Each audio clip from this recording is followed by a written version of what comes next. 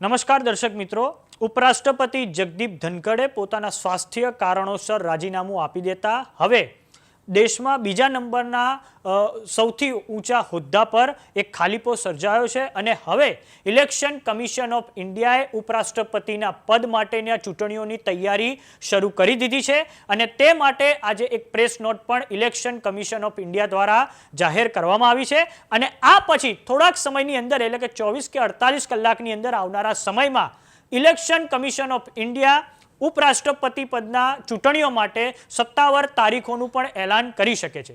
તો આપણે આ પ્રેસ નોટ જોઈએ. Election commission of India, election to the office of vice president of India, process started by election commission of India, એટલે કે ભારતીય ચુનાવ આયોગ દ્વારા આ ચૂંટણીઓની તૈયારી શરૂ કરી દેવામાં આવી છે.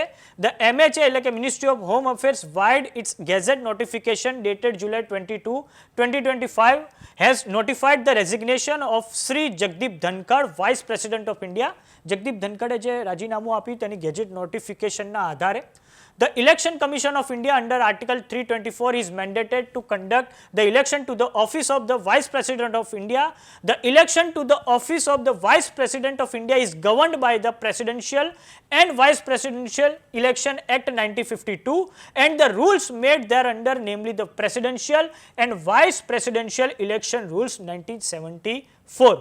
આપણા ત્યાં જે પણ પ્રક્રિયા થાય છે, બંધારણમાં જે આર્ટિકલ હોય છે તે અનુસાર ભારતમાં ચૂંટણીઓ હોય છે તે થતી હોય છે.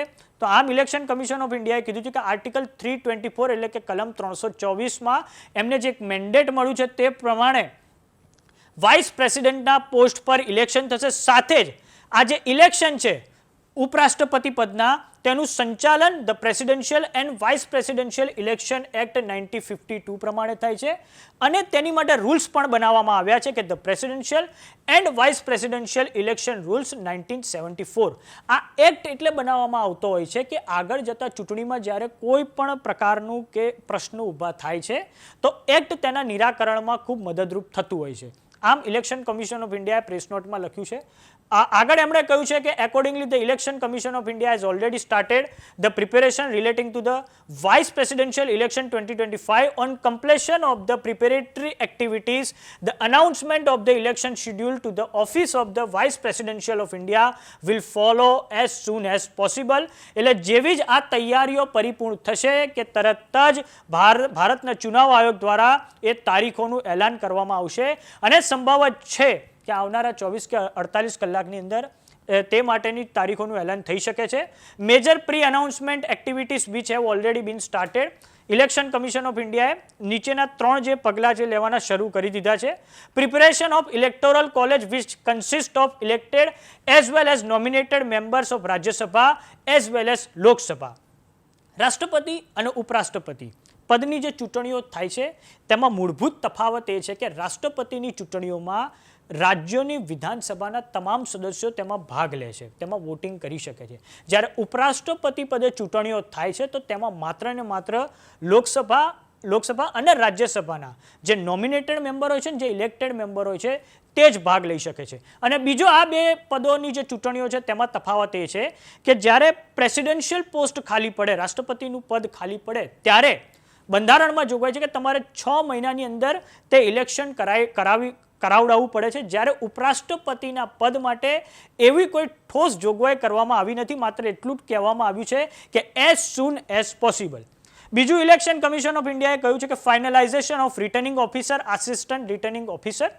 ઇલેક્શન થશે એની માટે રિટર્નિંગ ઓફિસર જોઈશે અને એનું મતદાન મોટાભાગે સંસદમાં યોજાતું હોય છે અને આ રિટર્નિંગ ઓફિસર તરીકે લોકસભા અથવા તો રાજ્યસભાના જે સેક્રેટરી જનરલ હોય છે તેમણે નિમણૂક કરવામાં આવે છે. અને ત્રીજું પગલું preparation and dissemination of background material on all the previous vice presidential election. એક જે મટીરિયલ છે તે પણ તૈયાર કરવામાં આવશે પ્રીવિયસ વાઇસ પ્રેસિડેન્શિયલ ઇલેક્શનના પ્રમાણે. અગાઉ જે ઉપરાષ્ટ્રપતિ પદની જે ચૂંટણીઓ થઈ છે તેના આધારે એક મટીરિયલ પણ તૈયાર કરવામાં આવશે. આમ ઇલેક્શન કમિશન ઓફ ઇન્ડિયાએ આ પ્રેસ નોટ બહાર પાડી છે. ઉપરાષ્ટ્રપતિ જગદીપ ધનખડ ઇતિહાસમાં ત્રીજા એવા ઉપરાષ્ટ્રપતિ છે આર વેંકટરામન અને વીવી ગીરી પછી કે જેમણે પોતાના ઉપરાષ્ટ્રપતિ પદેથી રાજીનામું આપવું પડ્યું છે, પરંતુ આર વેંકટરામન અને વીવી ગીરીએ તો રાષ્ટ્રપતિ પદની ચૂંટણી લડવા માટે રાજીનામું આપવું પડ્યું હતું. અહીંયા જગદીપ ધનખડે પોતાના સ્વાસ્થ્ય કારણોસર રાજીનામું આપ્યું છે. તો હવે જોવાનું એ છે કે એનડીએ પોતાના કયા ઉમેદવારને વાઇસ પ્રેસિડેન્ટના જે કેન્ડિડેટ છે ઉમેદવાર તરીકે ઊભા રાખે છે. સંભાવના બતાવાઈ રહી છે બિહારથી નીતિશ કુમારની, બિહાર મુખ્યમંત્રી નીતિશ કુમારની, પરંતુ એવું લાગી રહ્યું છે કે એ તૈયાર થાય એ સંભાવના ઓછી છે, પરંતુ આવનારા સમયમાં બિહાર ઇલેક્શન છે. સાથે જ બીજી સંભાવના બતાવાઈ રહી છે જમ્મુ કાશ્મીરના લેફ્ટનન્ટ ગવર્નર મનોજ સિન્હાની, જેમનો કાર્યકાળ 5 વર્ષના ઓગસ્ટ મહિનામાં પૂરો થઈ રહ્યો છે. સંભાવના છે કે તેમને વાઇસ પ્રેસિડેન્ટના પદ માટે એમને કેન્ડિડેટ બનાવાય એનડીએ તરફથી. અને ત્રીજું નામ છે દિલ્હીના લેફ્ટનન્ટ ગવર્નર સક્સેના, હાલમાં જે છે તેમની પણ સંભાવના બતાવાઈ રહી છે. તો હવે એ તો આવનારા સમયમાં ખબર પડશે કે એનડીએ પોતાના કયા ઉમેદવારને વાઇસ પ્રેસિડેન્ટના પોસ્ટ માટેનું જે ઇલેક્શન છે તેમાં ઉમેદવાર બનાવશે. તો તમારું આ બાબતે શું માનવું છે અમને કોમેન્ટ બોક્સમાં લખીને જરૂર જણાવો.